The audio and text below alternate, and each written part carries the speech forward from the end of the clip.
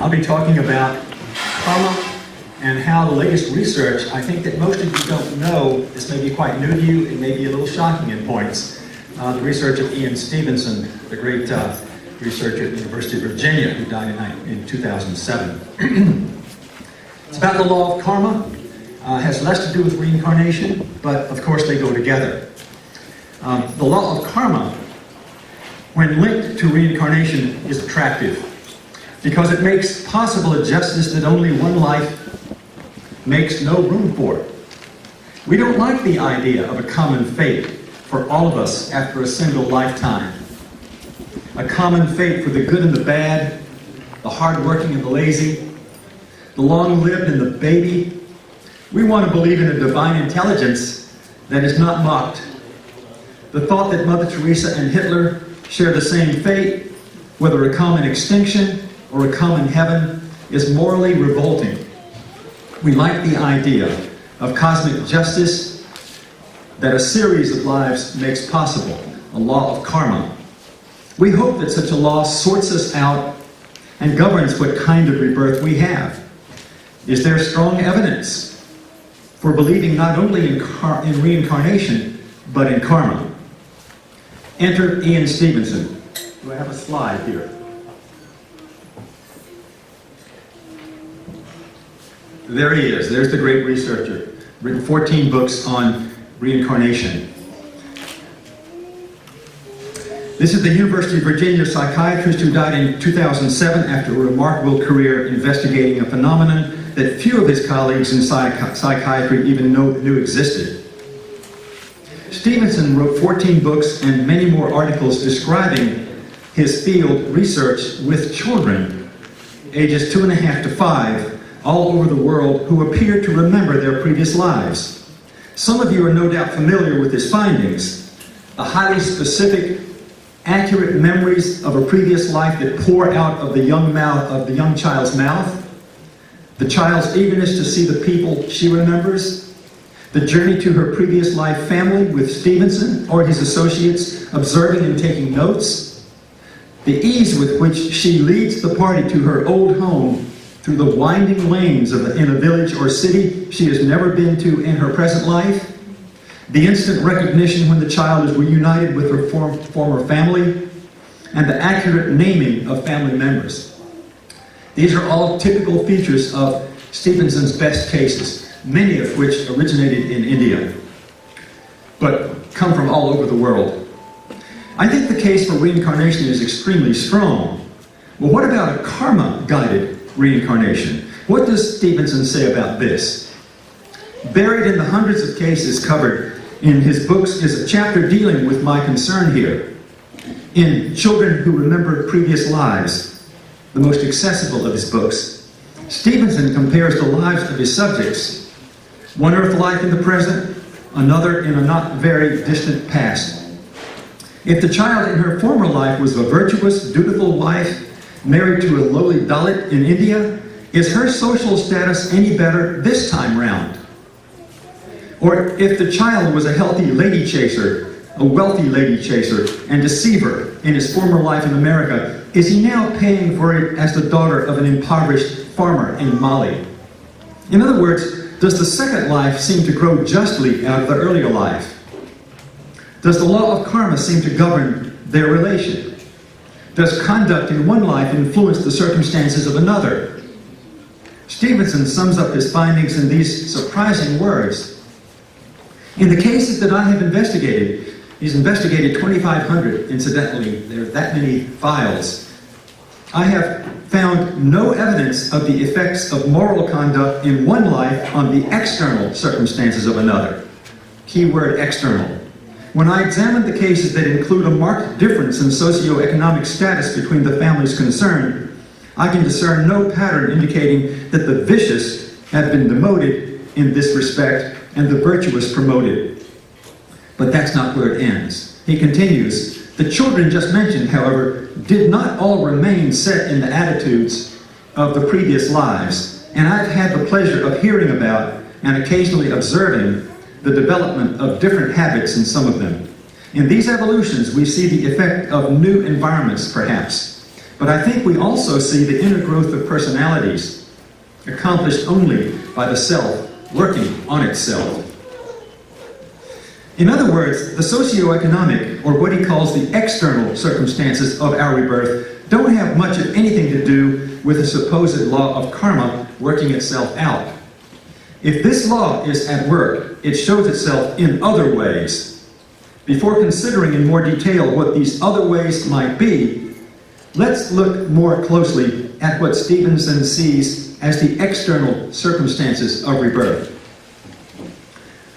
He finds that it's common, even normal, for people to reincarnate in the same immediate or extended family they were members of in their previous incarnation. In Myanmar or Burma, and several other regions of the world, but not the West, stay-at-home cases are frequent. In a few tribes of northwestern North America, Eskimo tribes, it's even common for a person to choose his or her parents in the next life before he or she dies. It's worked out. The rule seems to be that ties of love, affection, and friendship trump other factors. But sometimes an animosity or a sense of guilt or indebtedness attracts too. Attractions, both of love and hate, usually mean that individuals are reborn in the same geographical area they left at death, since one usually loves or hates those that live nearby. Even when the individual's two families are not related, they are usually located within 15 miles of each other in most emerging countries. In rare cases, an individual is reborn a continent away from where he died, and that is much more common in the West, where friendships, trends go farther than just the neighboring villages. In these cases, Stevenson can usually find a logical explanation, for example, a strong friendship or a common interest. It might appear then that a law of karma is not in control of the process, since family ties usually triumph over other influences. Maybe a man murders a rival in a fit of jealousy over a woman and is later killed by the victim's brother. Or maybe this same man, choosing a different course, humbly accepts his loss in love and gets on with life, only to die of a disease a little later. Either way, Stevenson finds, it's likely the man would have the same parents in his next life. Where is the law of karma in this? It seems on the surface to be defied. No, says Stevenson, and here's why. First, he shows that in many of his cases, personality traits and special skills or aptitudes in the previous life, not just memories of it, are carried over into the next. Is this carryover of personality traits guided by a kind of karma? Can it be labeled karmic? I think it can, very much so. If the opposite were true, if memories of a former life belonged to someone who did not share the skills and character of the remembered personality, then the karma theory would amount to little more than wishful thinking. But in many cases, there obviously is a carryover of personality. What shall we call this carryover from one life to the next? Stevenson does not use the term, but let us call it character karma. Stevenson calls the other kind of karma, the kind that we're more familiar with, retributive karma. This is the kind we are more familiar with, karma in which the good are rewarded by rebirth in some happier circumstance, and the bad are punished in a contrary manner. Stevenson finds plenty of evidence for character karma, but almost none for retributive karma. But is character karma the real thing? Is that what we need? Is it enough to satisfy our quest for ultimate justice? Stevenson shows himself sensitive to our concern. He seems even to share it, but he asks us to consider the following. Whatever conditions a returning person is born into, her character traits and skills get tested. She has plenty of scope to develop them further or altogether new ones. Whether reborn to wealth or poverty, she can decide to grow in wisdom and love, merely mark time or degenerate. Stevenson discusses the case of a man who remembered with pride being a wealthy murderer in his previous life, but who, as he aged in his present incarnation and thought about what his parents told him he had boasted of as a child, became a reformed person, even though he lived in relative poverty. It's probably unwise to think the Lord of karma sees wealth as we do. We see it as something greatly to be desired, as providing an advantage. But God might see it only as a special kind of challenge for growing our souls, and poverty as a different kind. We all know that riches are seldom, by themselves, conducive to nobility of character. And nobility of character is the only thing, let us hope, that God ultimately cares about. If the point of our lives is to grow our souls, who is to say how that is best accomplished across several lifetimes? As long as we retain our hard-earned nobility from one life to the next, then isn't justice served in the highest sense? Stevenson's findings are consistent with character karma of this type, not with a tit-for-tat formalistic view, which might insist that Hitler must come back over and over as a Jew and through countless lives be subjected to every conceivable brutality until his karmic debt is paid. As Stevenson puts it, if this world is, in Keats' phrase, a veil of soul making, we are the makers of our own soul. But also, sometimes, the makers of our own body. In the last phase of his career, Stevenson investigated birthmarks and birth defects on the bodies of his small subjects. According to him, the birthmarks and birth defects derive importance from the evidence they provide that a deceased personality, having survived death, may influence the form of a later-born baby. Over the years, he found hundreds of such matches. For example, a Burmese baby is born with a large, jagged birthmark across his stomach. The parents think little of it, but when the child is 3, he vividly recalls being bayoneted to death in a war. He remembers his name and the unit he fought with against the Japanese, and Stevenson is able to recover the medical record. Sure enough, the deadly wound is noted there. Aside from the fairly striking evidence pointing to reincarnation, what interests us most at the moment is the former personality's ability to function as some kind of template that imprints the embryo or fetus with memories of the wounds, marks, or other features of the previous physical body. Just as remarkable is the ability of the former personality to choose its sex. Stevenson found, for example, that only 3% of his Indian subjects underwent a sex change between lives. Their memories were almost always of the same sex in the previous life. What you would expect to find is the sex of a fetus, worse, if the sex of a fetus were simply a matter of chromosomal selection, is that 50% of Stevenson's Indian subjects would remember being of the same sex as in the previous life, and 50% of the opposite. It appears then that the former personality has at least limited, if not total control over what sex it carries into its next life, and at least some control over how its body will actually appear. And that, to me, suggests karma. Not the karma that we associate with an outside force, such as a god who dictates the sex or the birthmark based on the deeds of the past, but some kind of mysterious internal control by the personality or the soul itself. This is not to say there isn't a God behind the scenes who has made us capable of doing such remarkable things. So it would appear, based on Stevenson's findings, that karma is self-directed. We seem to have some control over the family we're born into, the sex of our new body, and even, to some degree or another, the appearance of it. Do we also control the length of our nose, the color of our eyes, and our blood type?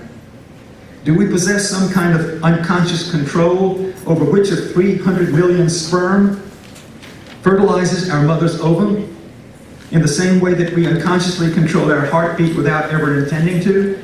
Stevenson raises this possibility. I hope I have shown here, if nothing else, that the conventional way of viewing the law of karma, with its tit-for-tat way of rewarding and punishing, is probably too simple. But are we disappointed by this finding? Do we feel our moral natures rising up in outrage? Most of my Hindu and Buddhist friends would insist on both character karma and retributive karma. If we have wronged someone, they would say, we must pay. And what better arrangement for payment than the kind of rebirth that the law of karma metes out to us? I think this requirement is unnecessary to salvage ultimate justice. An example should suffice. Take the person who drives while intoxicated. Arrested several times, his license taken away, he still gets drunk and drives. One night he plows into the car of a teenager, kills him, flees the scene of his crime, and never gets caught. Terrible suffering he has inflicted on a whole family. Yet he goes about his life as if nothing has happened. Or does he? Long before Stevenson's research emerged, Aldous Huxley wrote in The Perennial Philosophy that the bad man in prosperity may, all unknown to him, be darkened and corroded with inward rust, while the good man under afflictions may be in the rewarding process of spiritual growth. Huxley believed in an equivalence of act and award, but also held that the equivalence is not always obvious and material. So does the bad man get away with his crime if it goes undetected? No, God is not mocked, said Huxley. But also, let us always remember, he is not understood. These are wise words, but they don't go far enough.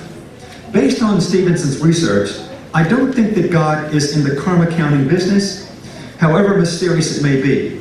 When I consider a plane crash in which several hundred people from all over the world died, it is not conceivable that their karmas could match up so precisely, all needing to die in exactly the same way at exactly the same time. A plane crash is not an act of God. It could not be karmic. It seems to me that this world is an arena where things usually happen randomly and by accident, as does a plane crash. On the other hand, many of the things that happen to us are self-generated. And what we generate is usually a product of who we are, and who we are is a product of years and possibly lifetimes of choice making. This brings us right back to character karma. It does not appear that God is a micromanager or even a micro scorekeeper. Yet the law of karma never stops working. If we respond badly to life's challenges, we corrode our character, no matter what we might get away with. And that corrosion produces self-disgust and unhappiness in the long run. The law of karma doesn't insist on a material prison for the deviant, but it absolutely requires a spiritual correction. The family of a daughter raped and murdered does not need to agonize over the criminal's sentence. Whether caught and brought to justice, the criminal has sentenced himself. If Stevenson is correct, the criminal has a good chance of being reborn into the same family he helped raise and nurture, and not the family we might feel in our calculus he deserves. No matter, he is stuck with his own character. He has murdered in cold blood, and such an act has deeply singed his character. We can expect that it did not occur in isolation, but grew out of lesser crimes, and that the corrosion of his character, especially if he persistently fails to heed the faint bat squeaks of remorse coming up from his conscience, will lead to character disintegration and terrible inner suffering. Such a man, whether in this life, in the next, or in the interim between earth lives, will descend ever deeper into the hell he has created for himself unless he recognizes with appropriate horror the enormity of what he's done. This is character karma at work. This is how it works. Its trajectory is incalculable, elastic, and relentless. It is the way that God, the Hound of Heaven, carries forth the divine plan. God's purpose is to make the soul great, said John of the Cross. Some of us come willingly when we hear the bark. Others God has to chase to the ends of the earth. How does this chasing show itself? In the voice of conscience that we always carry within us, that we are, and that in the end we cannot escape. So where does all this leave us?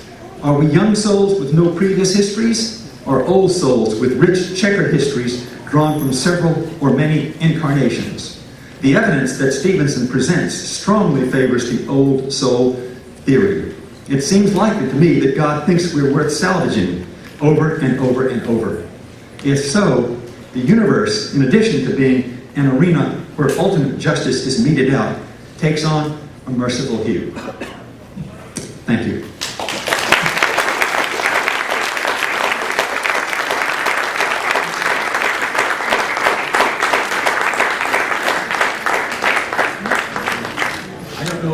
don't know if this is a time for questions. Is that to be deferred, or is there time for a few now?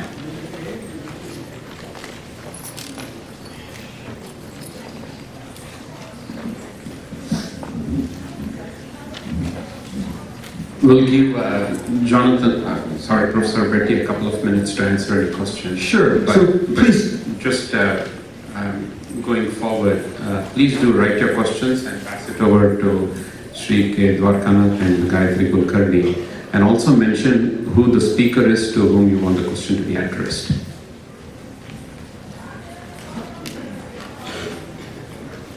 Did we get the pictures of good and bad karma? There's Stevenson right there. Here's the case of there's a thief who is stealing jewelry, and look what happens to him. So there's your bad karma. And here is a picture of good karma. Do all the good you can.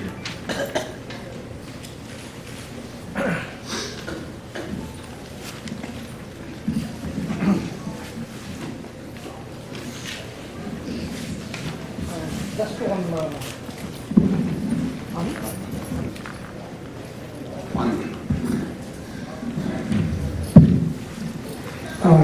Stafford, just one simple question. Sure. The work of the professor whom you had referred to, it is basically cause and results relationship. That's correct. And it is basically a statistics-based correlation is what was attempted. That's correct. What is the degree of the conformance, in the sense that how many were outlying, and is it proved, even though the set is only 2,500 data perhaps, but are we in a position to extend the results of this study to something like billions and billions of people at a given time? And also, if you look at from eons on, so many souls have come and gone, so many yet to come, and that is a much larger set. So the question to you is, what is the validity of a study that is confined to a small set, but being extended to a global or universal extent? It's a great question. The question has to do with the empirical nature of the research. To what extent is it to be trusted? Keep in mind that he and his associates have been studying these little children with their vivid memories for the last 45 years, and that the results are striking over and over again. In hundreds of cases, we have an extremely careful, close match between the memories of the child in this life and the actual details in the remembered life that can be checked out and have been checked out by moving and going to the village where the remembered life took place. And so where you see this repeated hundreds and hundreds of times over and over, you have something that I don't think that India's traditions have ever quite come out with. This is proof that India's belief in karma and reincarnation actually is a real belief, a true belief. And I'm not aware that anyone prior to Stevenson has ever done this kind of research. I may be corrected on that, but I think Stevenson is also of that opinion. Bindu, does that help answer your question? Yes, I think so. Thank you. Thank you. Are there any other questions in the very back? And over here too. Okay, over here. We have time for 2 more questions, and then Professor Betty will be here. We'll have more questions during the moderator session. Sure. Again, my question is on continuation of what Bindu was asking. Yes. When you confine to a study of 2,500 people, right? So, again, it is a kind of extrapolation. We don't see, like in our own little kids, right? With our own experience, they're recounting their past birth or telling us Right. or whatever. So that is very unusual. It is unusual. Right? So so the study may be like only a small fraction of the souls or whatever, right? They can recollect the past That's correct. in this one, and it is not given for everyone to do, That's correct. right? So in that situation, right? So then again, the extrapolation of that, it should apply to everybody, right? That may not be true because it may be associated with only a small set. It's possible that only some souls reincarnate and others don't. Right. That seems to me to be intuitively unlikely. It seems to me that something that monumental would be universal or wouldn't apply at all. Let me just say a word about why it is that some little kids have these memories and others don't.